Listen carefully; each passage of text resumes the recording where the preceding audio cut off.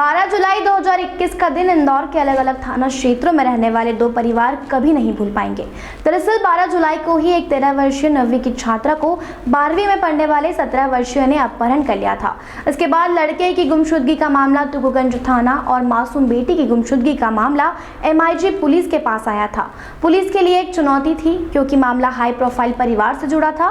Police ने अपनी कई टीम दोनों बच्चों को खोजने में लगाई और आखिरकार चंडीगढ़ के पास से दोनों नाबालिग छात्र छात्रा को अपनी अभिरक्षा में लेकर इंदौर पहुंचे। दरअसल सत्यसाई स्कूल में पढ़ने वाली 13 साल की मासूम ने जब परिजनों को अपने गुम होने की कहानी बताई तो सबके होश उड़ गए, क्योंकि गुम हुई बेटी ने परिजनों को बताया कि उसका अपहरण किया गया था, ना कि वो अपनी मर्जी से नाबालिग छात्र के साथ गई थी। इधर MIG पुलिस ने नाबालिग छात्र पर अपहरण की धाराओं के तहत मामला दर्ज किया है। पुलिस द्वारा मामला दर्ज होने के बाद गुमशुदगी का मामला अब अपहरण जैसे संगीन अपराध में तब्दील हो गया है। ऐसे में अब सवाल ये उठ रहे हैं कि आखिर इस पूरी साजिश के पीछे कहानी क्या है। बता दें कि पुलिस में मामला दर्ज होने के बाद अपहृत छात्रा के माता पिता ने मीडिया को जो बातें बताई वो चौंकाने वाली हैं।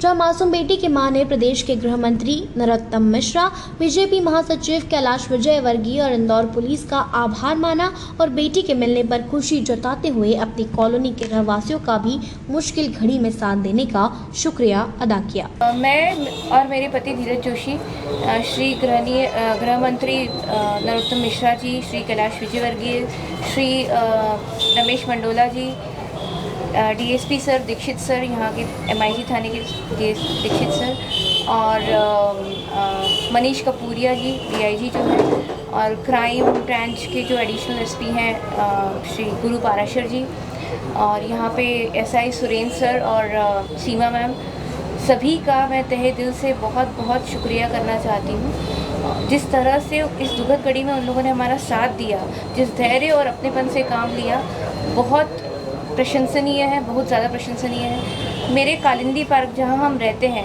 वहाँ के लोग 2 दिन तक सोए नहीं है, हमारे साथ घूमते रहे हैं। एक पल भी हम लोग दोनों को किसी को भी अकेला नहीं छोड़ा।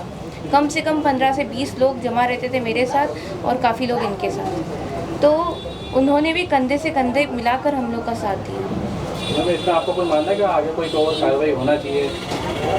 देखिए, मैं अभी इस बारे में कुछ भी नहीं बोल सकती। अभी हमने कुछ सोचा ही नहीं, क्योंकि हम उस स्टेट ऑफ माइंड में आए ही नहीं। अभी तो हम बच्ची को संभाल रहे हैं बस, कि वो ये चीज़ें बस किस तरह से सब कुछ। इधर मासूम बेटी के पिता ने बताया कि उनकी बेटी को उस लड़के ने उसी के स्कूल का स्टूडेंट बताकर दोस्ती बढ़ाई और घटना वाले दिन वो घर के पिछले दरवाजों से 5 मिनट का काम बोलकर ले गया। इसके बाद आरोपी छात्र ने उनकी बेटी को रिक्शा में बिठाकर खुद का व उनकी बेटी का मोबाइल बंद कर दिया।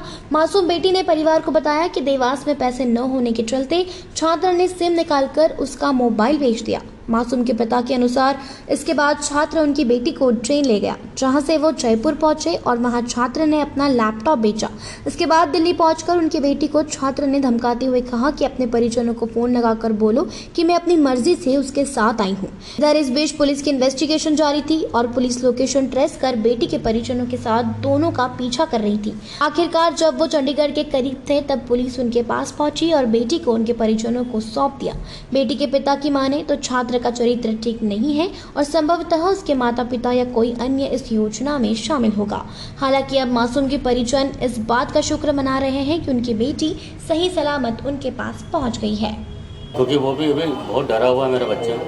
बस मैं भगवान से दुआ करता हूँ कि आगे कभी भी इस तरह की घटना जो मेरे साथ हुई है वो किसी साथ ना कर सके, बस वो किसी और के साथ ना कर सके, यही प्रयास करता हूँ सर। वहीं MIG थाना प्रभारी विनोद दीक्षित ने बताया कि आरोपी नाबालिग छात्र पर अपहरण का प्रकरण दर्ज कर लिया गया है और उस पर कानूनी प्रक्रिया के तहत कार्रवाई की जाएगी। दिनांक 12/7 को सूचना मिली थी कि बच्ची लापता हो गई है। उस संबंध में जैसा कि वैधानिक प्रावधान है, एक अपहरण का केस कायम किया गया था। उसके बाद लगातार ढूंढा गया था, तो ये भी सूचना मिली थी कि एक बालक भी गायब है।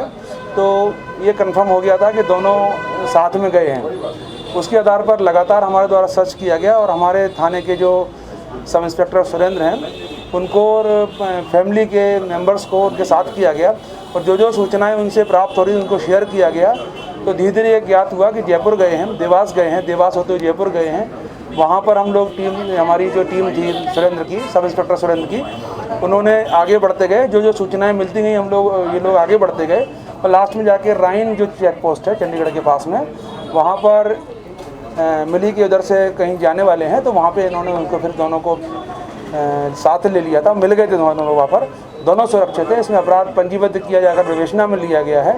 और चूँकि वो बच्ची लड़के के पोजीशन से मिली है तो उससे उसने स्टेटमेंट भी दिए हैं, तो उसने ये बताया गया है कि मुझे लड़का जो है बहका कर ले गया था, उसके आधार पर प्रकरण पंजीबद्ध किया गया है। अब जो है चालान प्रस्तुत किया जाएगा। फिलहाल गुमशुदगी के मामले के अपहरण में तब्दील होने पर हर कोई हैरान है, क्योंकि कोई सोच भी नहीं सकता ऐसा काम एक 17 साल के लड़के ने कर दिया।